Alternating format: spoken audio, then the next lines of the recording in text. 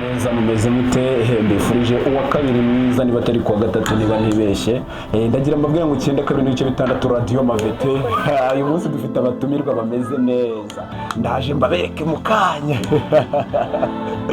92 niba ushaka kumpamagara 078 920 725 Radio Mavete 92.6 mbwira ibibazo ushaka kubabaza 92.6 turababwiye ngo kuwa kabiri no kuwa gatatu nzajya mbashyiraho uturirimbo twa kera utw'Imana mvangavanga imisi yose avuyemo ku isabato nyine uturirimbo ngutwo Jado ku gasoko ndagusuhuje Mama Breeze ucuruza imboga abazamu bakora kuri ARF ndabasuhuje cyane umugeni wa Yesu ndumvijwe iri kugenda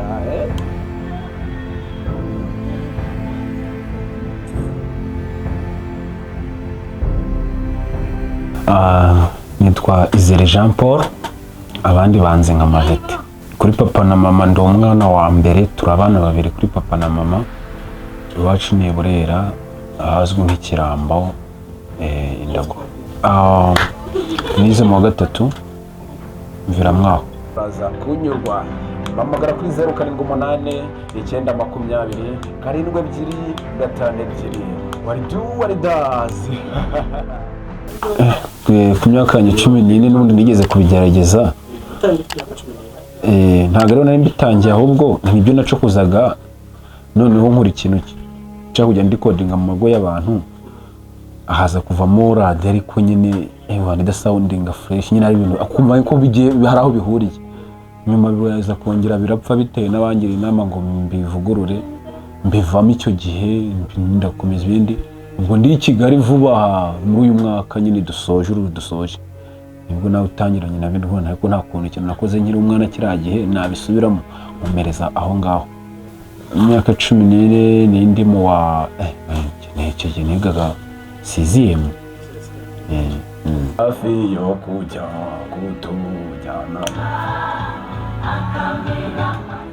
aho barambwiraga abantu b'abaturanyi ndanabasuhuje abantu batuye Indago mugubwe neza abantu mutanga mu Kanigo ku Mubuga Ikirambo Kajerijeri Ibisaya abantu bigisha ba Jerome Insenga Theogene babugira Imana Dorosera abo bantu barambwiraga ati uzi ubwenge ubwo nubwo mu ishuri noneho mu rugo bakambwira ati wowe izakomera bakabirira abantu mu cyaro bumva hari ibintu wakoze ngurenze n'abazungu uzakora Radio Rwanda nyine nkumva ni byiza nta muntu yigeze ncenegera bose oya icyo gihe nawe twarasereraga njyewe ahubwo kuko nakoraga ikintu hari icyo nabaga nangirije tuvuge niba nawe ngiye gukora radio ntangirizaga radio ya nyayo yo mu rugo nawe ngiye gukora wenda singa akagira ibyo nkata mu nzu twese gihe nta muntu twe dufite gusa wenda kura ko wenda bakizwaga nuko nabakizaga ikizima nanjye ikizima se urakizi wenda kunani no kuza amashanyarazi yo bacana mu rugo nkoresha toilette urumva nago banpanaga cyane tu gusa n'uri ntibanshigikiraga kuko hari ibyo byicaga niba niwe nkora icyo kintu inka zabaga zaburaye cyaze kabwirira no kwishura ubwaho byo nari nkeneye byaranze ariko kubera umufuka w'ababyeyi urumva icyo nifuzaga ngiye kumvuga nshaka kwiga tu nuko wenda byanze umufuka w'ababyeyi byanze turumva ni mama wenda wari usigaye bingirira papa we yari yagiye nyine yagerera Uganda na n'ubu ariko ku bwanjye numvaga niga ku ishuri bisanzwe urumva icyo gihe ntabwo watekereza ngo ngiye gukora radio niba nagikoze cyumvikana ngo ni metero 10 usumva navanise bumva nakora radio kuva nka Radio Rwanda yakora aho bande bahembwa nandi icyo gihe nizo ntekerezo nari mfite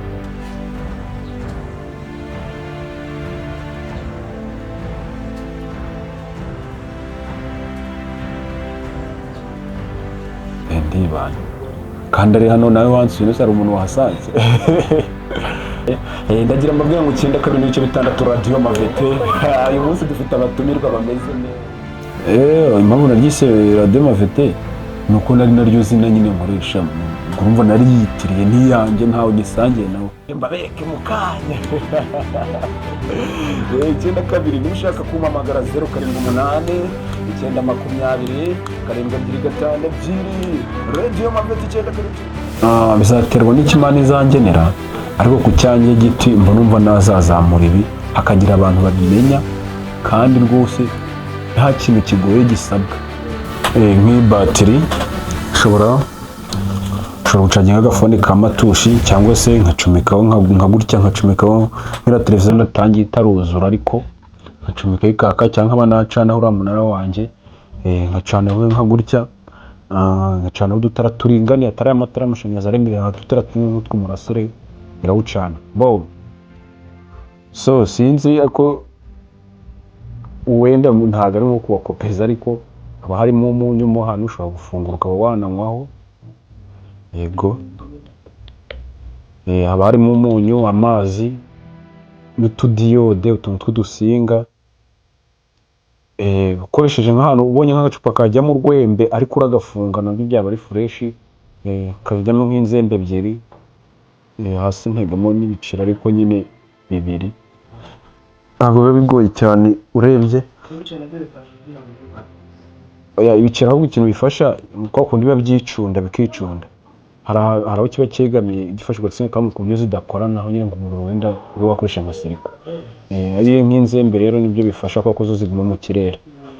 So ucomekaho nyine ni ukuvuga ko bateri imeze, ariko n'inkari wazikoresha, n'inkari buriya wazikoresha nyine. Inkari buriya nazo ziba zigiye kuroba nka sida, ariko ikibazo cyazo ni uko nyine kumva ntabwo washyira inkari mu nzu y'umuntu harazamo n'abantu, ariko amazi ntanuka nta kibazo. So iyo icyumweru gishize rero urayamena, cyangwa nk'iminsi 6 urayamena abashaje, ugafata ugakorogamo n'umunyu, ugashyiramo umunyu ugira ubiteye n'utwo wesitayemo hano, ukongera ugasukamo andi, ukongera ugakora neza fresh.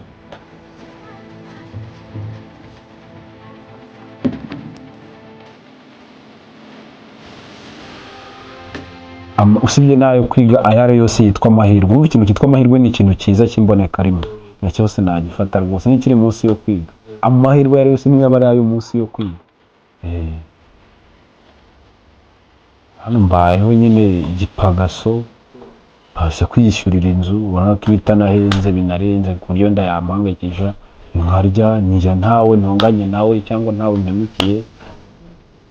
Nuko nguko rero naba nabonye niyo stage, nabonye ahantu ho kujya gutsa nk'uyeyo angahe aho kurya buryo.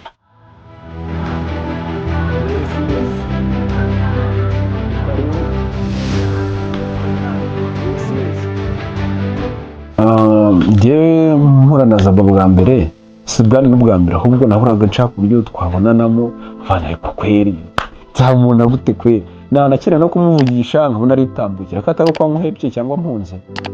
Nyuma nza kumubwira ati ariko se wanyemereye ifoto kweri, umva nta gutindiganya yarayimpaye, nkayimusaba bwa kabiri, namusabye amafoto inshuro nyinshi, ndangije nkajya nyine urumva iyo ugiye kumuvugisha abandi ba Jenice bari gusohoka cyangwa abandi mukaganira, nyine nkumva njye birananshimisha kwanza guhura nawe byonyine. So n'abandi nuko, ariko nyine we byaranshimishije ku rundi rwego, tumenyana gutyo. Icyo gihe nta nimero ye nagiraga, namukurikira ku mbuga zose gutyo. Nyuma abaduhaye lifuti gutyo tugenda twumvikana, bwo nambwiye nti ndamwandikira filime, niba poroje yanditse itararangira ntabwo mbizi, ntabwo arambwira. Tumenyana gutyo ubwo kugezaho ngenda ariko azansuye gutya na gutya. So nyine ubwo urabona baje nyine baje. Ni karibu muri studio yanjye. Wakwambaraga ekuteri ukegera mikoro. Muraho neza? Ndabishimiye. Biraro ukuntu wenda urivuga ukavuga uti ariko kandi vuge tu mana, ibintu birimo Imana umenya bitanga. Buri iyo usenga sinzi, iyo usenga ariko hari abantu ubona ko ibintu bidashoboka. Ngiye ku bwanjye ntabwo numvaga ko yaza pe, ariko navuze nti reka byange mbe nkubwira. Nyuma utazava wenda bitazaba karanafashwe nkavuga ngo hari abanyiryagaho, kandi wenda utaranigeze umusaba iyo serivisi. Natwe nuko kabisa. Check, nizere ko muri kunyumva neza. Turakumva gatanu kuri. Ninkwangiriza amatwi ugenda umbwira gutya. Yes. Nahoze mbwira abakunzi banjye ko mfite abashitsi. Nanjye umva nabyishimiye birenze ukwe pe. Ubumve ngo yewe. Uva nyine mbese icyo mvuze. Kuri kantene ko ncomeka kajya ku muriro, akore n'uruhande nakisha muri batiri akuriye. Ubwo urumva nyine ntabwo ikora yonyine, ikorana n'iriya yo hejuru, igakorana n'iriya yo hanze. Iyo hanze niyo imfasha gufata icyerekezo, nyine gufata ikirere. Urumva nyine imfasha gufata ikirere. n'izo mu nzu ntaribi niyo nyikuyeho iravuga ariko ntabwo biba bivuga neza bisoundinga fresh, ariko nyine iriyo nyine ni antene nyine nkonje ubona n'ahandi hose ariko barazigira ibyo hejuru. Yego bakomeze bacokoze, sinzi niba udafite impano ariko ndakeka ujya ufata ibyuma by'abandi bantu bitahenze ku buryo nibipfa utari buhombe, ukajya uhuzahuza utari gupfa guhuza ariko ibyo wahuza bikanaguturikana. Ndoro ntabwo muri kimwe utaraga ku kantu niyo kaba koroshye, ako kakavuga ko vuga ko nanjye ni umwihariko wanjye. Nk'abo babyeyi babona abana babacokoza ugasanga nk'umwana yihambiye ku karadiyo ari kugafungura ari kazima, none n'umukire ushoboye kugura indi yimurekera yici yayifungura. Abakire rwose ntabwo ndi kubwira muri itayifungure, hari ibyo agwaho cyangwa nanabyangiriza. Niyigira nyuma y'imyaka 3 hari ibyo azabona ko icyo gihe ibyo yakoze hari icyo yakuramo uwo mwanya garuye ubwenge. Nta mu wacokoze ikintu bakice 2-3 kumukubitaho agomba guhita bicikaho, ariko numureka azarwana cyangwa ati radio ya papa ko ngiye kwica ari kuvuga usanga arayikanikiye yanayiciye, apo nakana azaheraho kagira handi kamugeza. Ikindi bano bantu bigana bano bantu gusanga nk'umwana yize gukora indege iki bibarekere kandi nanabikora ureba hano bibi kubiha umwanya. Hari igihe kizagira we yisagavuye ari mukurani atari no kugutinya akabwira ati nkeneye iki kijerekani ngiye kugikata ukakimwemerera, usanga aguye ku kintu cyiza cyagira n'u Rwanda akamaro. Wenda nge ntabyo mfite biragira u Rwanda akamaro, ariko wenda hari aho nibitanagira u Rwanda akamaro bizagirira abana b'u Rwanda akamaro, sibyo? Ujyana nabwo ngo ngiye umuntu ufite ijwi ryiza muri Kigali, ninjye musore ufite ijwi ryiza muri Kigali, abakobwa bakunda ijwi ryanjye ndabasuhuje. Hadiye mafite igenda kuri bici. Soza abantu rwose mwikurikirana nibuze kubukundira wumve ngo ndabishimiye kandi mirange nayitanze pe, mujye munyandikira nta kibazo. Mva nicisha bugufi nkuko nanjye abandi mbona bicisha bugufi rwose. Gataho abantu komeza kumukurikira kandi nanjye abantu rwose munyereka ko mu nkunda mu nshigikira, nuko ndabashimiye kandi nzabitura uko nshoboye.